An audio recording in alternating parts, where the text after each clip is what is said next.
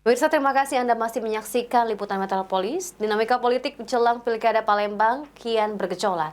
Setelah Edi Santana Putra, calon gubernur Sumatera Selatan yang sebelumnya disebut Panglima Pemenangan Paslon Wali Kota dan Wakil Wali Kota Palembang Fitri Nandri, menyatakan dukungan penuh kepada Paslon Wali Kota dan Wakil Wali Kota Palembang RTPS.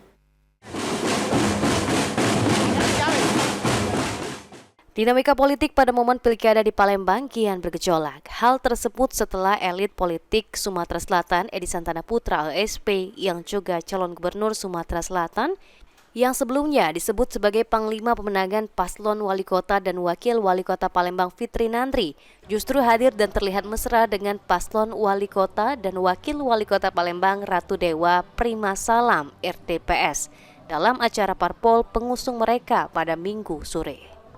Dalam kesempatan tersebut, calon gubernur Sumatera Selatan Edi Santana Putra (LSP) menyatakan dukungan penuh kepada paslon wali kota dan wakil wali kota Palembang Ratu Dewa Prima Salam di hadapan kader parpol dan awak media.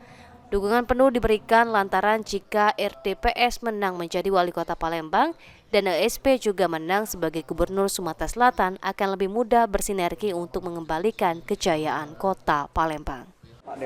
Ya tentu, kalau dia menang jadi wali kota, saya gubernur, kan enak nanti. Aku tahu lah dia. Tapi memang harus diperkuat karena saya pengalaman jadi wali kota. Zaman saya dulu kejayaan kota ini ada. Dia kan nurun sampah banyak, sekarang lampu gelap. Sementara itu, calon wali kota Palembang Ratu Dewa berharap agar semua dukungan yang mengalir baik dari parpol dan lainnya bisa mendukung RTPS menjadi wali kota Palembang. Untuk menggapai kemenangan dalam pilkada, RTPS tim pemenangan sudah bergerak baik untuk di tingkat kota, kecamatan, hingga kelurahan.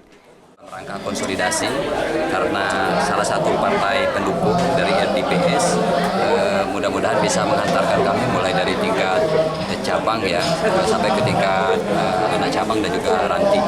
Artinya konsolidasi ini adalah memetakan tentang strategi untuk kemenangan RTPS.